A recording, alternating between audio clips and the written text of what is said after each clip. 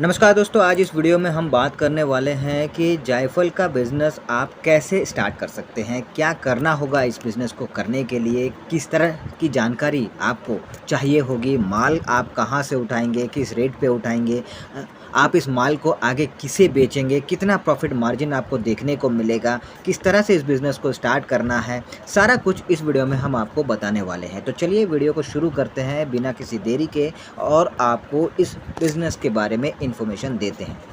दोस्तों, सबसे पहली बात तो ये है कि मैं आपको बताना चाहता हूँ कि यूट्यूब की दुनिया में 1-2 लोग शायद ऐसे होंगे जिन्होंने इस जायफल के बिज़नेस के बारे में वीडियो बनाया है और अब मैं बना रहा हूँ। इससे पहले आप अगर जाके सर्च करेंगे तो आपको ज़्यादा इसके बारे में वीडियो देखने को नहीं मिलेंगे, क्योंकि मैंने खुद ने सर्च किया देखने के लिए कि कितने लोगों ने इसके बारे में बनाया है, पर मुझे ज़्यादा दिखे नहीं 1-2 लोग को छोड़ के। तो मैं इस वीडियो को बनाकर आपके साथ इस इन्फॉर्मेशन को शेयर करना चाहता हूं, ताकि यूट्यूब के ज़रिए ही सही ये बिज़नेस का आइडिया जो है वो ज़्यादा से ज़्यादा लोगों तक पहुंचे। तो चलिए अब मुद्दे पर आते हैं और इस बिज़नेस के बारे में जान लेते हैं कि इस बिज़नेस को अगर कोई करना चाहता है तो कैसे कर सकता है, क्या करना है, सारा कुछ। सबसे पहले तो दोस्तों ये जान लीजिए कि अगर जायफल का बिज़नेस आपको करना है तो आपको ये बिज़नेस किस तरह से शुरू करना है ये आपको जानना होगा। तो मैं आपको बताऊं कि ये बिज़नेस अगर आप करना चाहते हैं तो 2 तरह से जायफल का बिज़नेस जो है वो किया जाता है। पहला पहला ये कि एक कवच के साथ जायफल आता है, जिसे बंद जायफल भी कहते हैं, जो आप जो है खरीद कर और आगे आप इसे बेच सकते हैं। और इसकी ख़ासियत ये होती है कि ये जो बंद जायफल होता है, यानी कि जो कवच के साथ जो जायफल आता है, इसे आप जो है लंबे समय तक स्टॉक में रख सकते हैं। मतलब कि आप 12 महीना इसको आप एक बार आपने माल मंगा लिया, उसके बाद आपको स्टॉक में इसे रख देना है जब तक आपको लगता है कि इसकी अभी डिमांड नहीं है, अभी इस वो रेट नहीं मिलेगा, तो आप इसे स्टॉक पे रख सकते हैं, ये ख़राब नहीं होगा। और जब आपको लगता है कि इसे अब समय आ गया है इसे मार्केट में बेचने का, तो तब आप क्या कर सकते हैं कि आप जो है उस बंद जायफल को, उस कवच वाले जायफल को, उस कवच के अंदर से असली जो जायफल अंदर है उसको निकालिए और फिर आगे मार्केट में तुरंत बेच दीजिए। ये एक है। और दूसरा जो है वो पहले से खुला हुआ जायफल आपको मिलेगा, तो वो आप ज़्यादा समय तक स्टॉक नहीं कर सकते। अगर आप ज़्यादा समय तक स्टॉक करके रखेंगे तो वो ख़राब हो जाएगा। तो एक तरफ आप उसे ख़रीद कर लाएँ और दूसरी तरफ आगे उसे आप जल्दी से जल्दी बेच दीजिए, ये है। तो अब ये भी बता देता हूँ कि वो जो कवच वाला जायफल आता है ना, वो आपको सस्ता पड़ता है, सस्ते रेट में वो आपको मिल जाता है। और वहीं पर अगर आप जो है वो दूसरा वाला जायफल लेते हैं, जो कि पहले से ही वो निकाल कर रखा गया हुआ है कवच के अंदर से और आपको दिया जा रहा है, वो थोड़ा-सा आपको महंगा पड़ता है, ठीक है? ये रेट की बात है, इसलिए मैं आपको बता दिया। तो जब कभी आप अगर बिज़नेस शुरू करना चाहते हैं, तो आपको शुरुआत जो है वो दूसरे वाले से, यानी कि जो पहले से खुला हुआ जायफल मिलता है, उससे ही आपको करना है। ज़्यादा मात्रा में माल भी नहीं खरीदनी है, कम मात्रा में खरीदना है, लेकिन बिज़नेस जो है वो इसी से शुरू करनी है। एक तरफ माल मंगाइए और दूसरी तरफ जो है आप माल को आगे सेल कर दीजिए। रखिए नहीं, क्योंकि रखेंगे तो ख़राब हो जाएगा। इस तरह से आपको करना है 2-3 महीने। 2-3 महीने के बाद आप क्या करें, जब आप देखें कि आपका बिज़नेस जो है वो मार्केट में अच्छे से जमना शुरू हो गया है, आपको इस बिज़नेस की अच्छे से समझ आने शुरू हो गई है, आपके प्रोडक्ट की डिमांड भी बढ़ गई है, तो सारा कुछ देखने के बाद, समझने के बाद आप क्या करें कि वो दूसरा वाला जो कवच वाला जायफल आता है, जो बंद जायफल जो है, वो आप मँगवा लीजिए।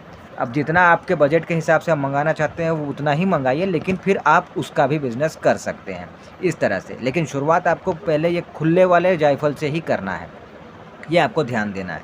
अब बात आती है कि भाई ये तो आपने तय कर लिया कि कैसे करना है, क्या करना है, कौन-सा वाला माल मँगाना है, कितना माल मँगाना है, सब कुछ। लेकिन अब ये है कि आपको ये भी जानना होगा कि भारत में कहाँ-कहाँ पे ये जो माल है, ये जो जायफल है, ये मिलता है और कहाँ पे ज़्यादा सस्ता मिलता है, कहाँ पे ज़्यादा महंगा मिलता है, कहाँ पे कैसा मिलता है। तो मैं आपको बताता हूँ। देखिए, इंडिया में 3 स्टेट ऐसे हैं जहाँ पे इसका प्रोडक्शन सबसे ज़्यादा होता है और इसीलिए वहाँ पे आप अगर लेने जाएँगे माल तो बहुत ही सस्ते रेट पे आपको मिलेगा। अब वो 3 स्टेट कौन से हैं? तो केरला है, तमिलनाडु है, कर्नाटक है। अब केरला में जायफल का 90% तक प्रोडक्शन होता है, बाकी आप दूसरे जो राज्य हैं उसमें बाकी का है, लेकिन केरला में 90% तक उसका प्रोडक्शन होता है।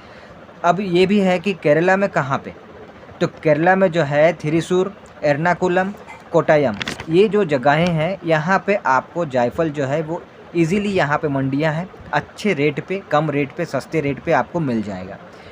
अब तमिलनाडु की बात करें तो कन्याकुमारी और तिरुनेलवेली ये जो जगह है यहाँ पे आपको मिल जाएगा, ठीक है। तो यहाँ पे ये जो जगहें हैं ये अच्छी रेट पे आपको यहाँ पे देखने को मिल जाता है। इसी तरह से कर्नाटक में भी इसकी जो मंडियाँ हैं वो है और वहाँ से भी आप इसको ख़रीद सकते हैं। अब अगर आप कहेंगे कि भाई इतना दूर नहीं जाना है, इतना दूर जाके माल नहीं लेना है, आसपास का कुछ बताओ, तो अगर आप दिल्ली के आसपास हैं या दिल्ली से हैं तो दिल्ली के खारी बावली जगह में आपको जायफल जो है वो इजीली मिल जाता है, अच्छे रेट पे मिल जाता है।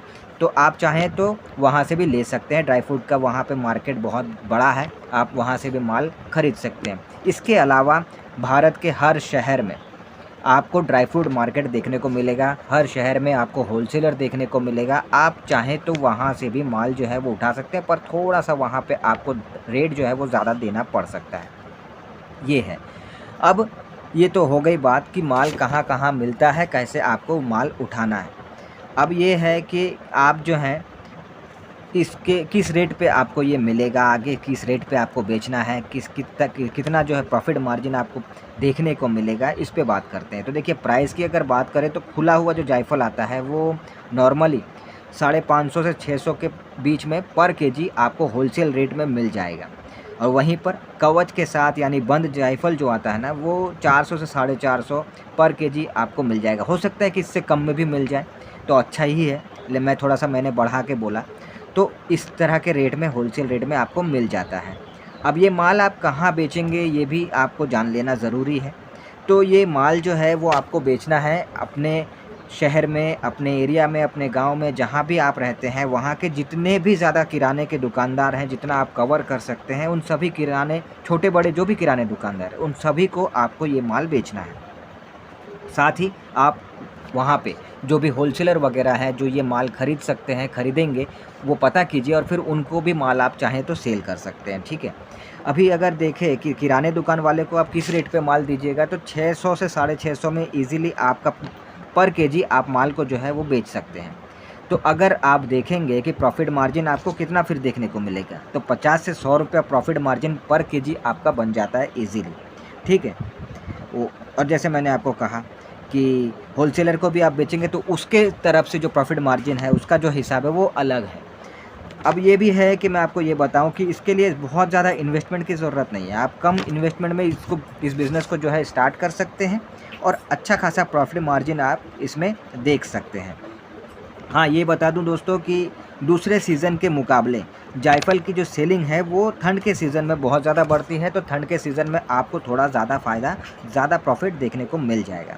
अब आते हैं बात इस पे कि भाई क्या जीएसटी नंबर लेना होगा, क्या कोई लाइसेंस लेना होगा। तो जैसा मैं कहता आ रहा हूँ, फिर से कहता हूँ कि बिज़नेस जब आपने शुरू किया है तो कोई जीएसटी नंबर मत लीजिए, कोई लाइसेंस मत लीजिए। पहले बिज़नेस को बड़ा बनाइए, जमाइए मार्केट में, एक लेवल तक खुद को पहुंचाइए। उसके बाद जब आपको लगेगा कि हाँ अब बिज़नेस जो है बड़े लेवल पे पहुंच गया है, तब आपको जीएसटी नंबर लेना है, तब आपको लाइसेंस बनवाना है। उससे पहले इन सब चीज़ों में फंसने की ज़रूरत नहीं है, इन चीज़ों में पैसे खर्च करने की ज़रूरत नहीं है। तो दोस्तों ओवरऑल अगर देखें तो जायफल का बिज़नेस जो है बहुत ही अच्छा है और ये आपको अच्छा इनकम दे सकता है। तो अगर आप इस बिज़नेस को करना चाहते हैं तो मेरा ये कहना है कि बिल्कुल आप इस बिज़नेस को शुरू कर सकते हैं।